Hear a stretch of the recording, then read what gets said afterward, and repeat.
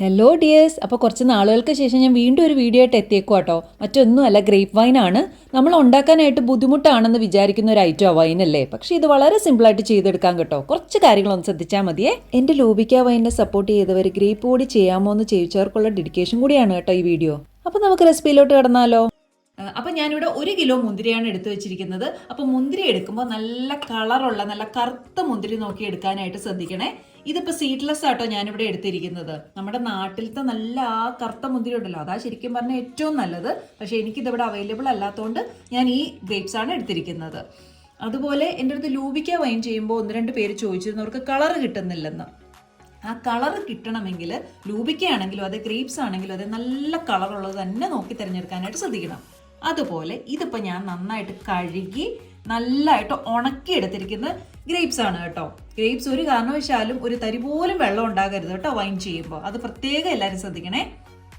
ഇനി പഞ്ചസാര 1 kilo മുന്തിരിക്ക് 3/4 kilo എന്ന അളവിലെടുക്കാം. പിന്നെ നല്ല മധുരമുള്ളതൊക്കെ ആണെങ്കിൽ കുറച്ചുകൂടെ താഴ്ന്ന് എടുത്താൽ മതിയാവും കേട്ടോ. 1/2 മുതൽ 3/4 കിലോ വരെ നിങ്ങളുടെ മധുരത്തിനനുസരിച്ച്. അപ്പം ഞാൻ 1 ലിറ്റർ തിളപ്പിച്ചാറിയ വെള്ളമാണ് എടുത്ത് വെച്ചിരിക്കുന്നത്. ഒരു കാരണവശാലും പച്ചവെള്ളം ഒന്നും വെച്ച് ഉണ്ടാക്കരുത്. നമ്മൾ തിളപ്പിച്ചാറിച്ച് തന്നെ എടുക്കണം. അതുപോലെ ഒരു അത്യാവശ്യം വലുപ്പമുള്ള ഒരു പട്ടയുടെ കഷ്ണം എടുത്ത് വെച്ചിട്ടുണ്ട്. ഒരു 8-10 ഗ്രാമ്പൂ എടുത്ത് വെച്ചിട്ടുണ്ട്.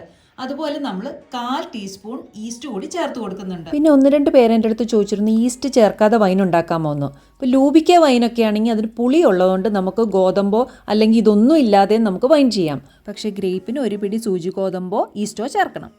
ലൂബിക്ക വൈനിൻ്റെ റെസിപ്പി ഞാൻ അതുപോലെ ചെയ്തിട്ടുണ്ടോ ഒന്ന് കണ്ടു നോക്കണം കേട്ടോ. ഇനിയിപ്പോൾ ഉണ്ടല്ലോ നമുക്കിത് വൈൻ ഇടാൻ എങ്ങനെയാണെന്ന് നോക്കാം.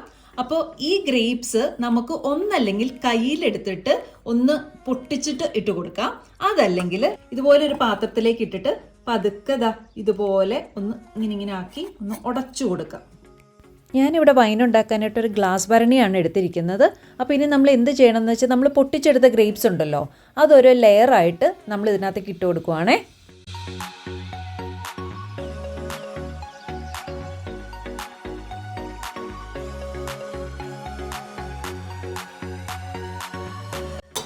ഇനി നമുക്ക് ഇതിൻ്റെ പുറത്തേക്ക് കുറച്ച് ഷുഗർ ഇട്ട് കൊടുക്കാം.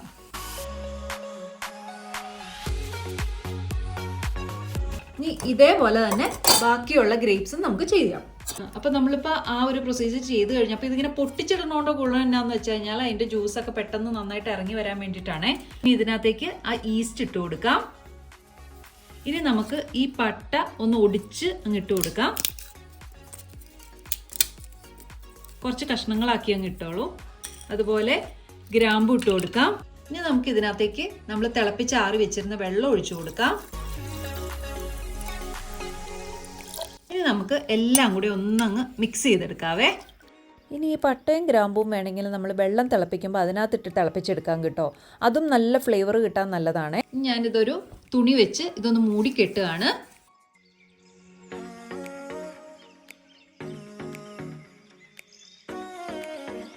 ഞാനിതിനി കെട്ടി വെച്ചിട്ടുണ്ട്.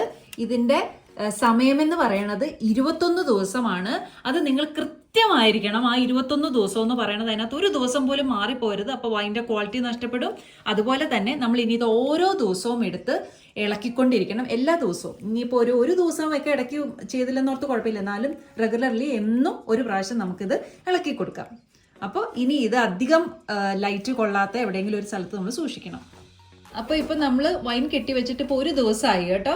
അപ്പോൾ നമ്മൾ എല്ലാ ദിവസവും ഒന്ന് ഇളക്കി കൊടുക്കണം. അപ്പോൾ ഇളക്കി കൊടുക്കുമ്പോൾ ഏകദേശം എല്ലാ ദിവസവും ഒരേ സമയം നോക്കി ഇളക്കാനായിട്ട് ശ്രദ്ധിക്കണേ. നിങ്ങൾ ഇടുമ്പോൾ ഇതുപോലെയുള്ള ഗ്ലാസ് ഭരണിയിലോ അതല്ലെങ്കിൽ നമ്മുടെ മറ്റേ കുപ്പി ഭരണി ഉണ്ടല്ലോ, നമ്മൾ ഉപ്പുമാങ്ങയൊക്കെ ഇടുന്ന ഭരണിയോ അതല്ലെങ്കിൽ നല്ല കട്ടിയുള്ള അടപ്പുള്ള സ്റ്റെയിൻലെസ് സ്റ്റീൽ കേട്ടോ, അതിൻ്റെ വലിയ ഡബ്ബ ഉണ്ടെങ്കിൽ അതിനകത്ത് നിങ്ങൾക്ക് ചെയ്യാവുന്നതാണ് കേട്ടോ. അപ്പം നമുക്കിതൊന്ന് ഇളക്കി കൊടുക്കാം.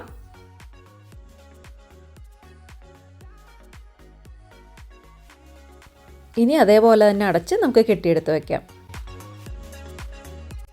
നമ്മുടെ വൈൻ ഇപ്പോൾ 2 ആഴ്ചയായിട്ടുണ്ട്. അപ്പോൾ നമുക്കിത് എന്ത് പരുവത്തിലാണെന്നൊന്ന് ഓപ്പൺ ചെയ്ത് നോക്കാവേ.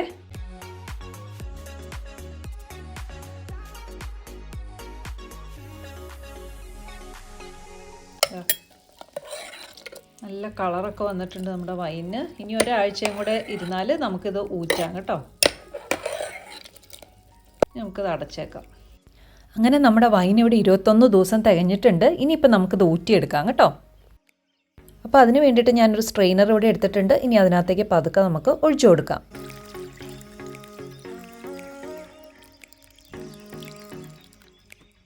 ഒരു സ്പൂൺ വെച്ചിട്ട് പതുക്കെ ഒന്ന് പ്രസ് ചെയ്ത് കൊടുത്ത് അതിൻ്റെ ഉള്ളിലുള്ള വൈൻ കൂടി നമുക്ക് താഴത്തോട്ട് ഊറ്റിയെടുക്കാം.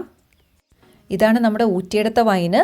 ഇനി പ്രൊസീജിയർ തീർന്നില്ല. നമ്മൾ ഇതൊരു 2 ദിവസം കൂടെ നമ്മൾ വൈൻ ഇട്ട കുപ്പിയിൽ തന്നെ ഒന്ന് ഒഴിച്ച് വെച്ച് ഒന്ന് മട്ടടിയാനായിട്ട് വെക്കണം.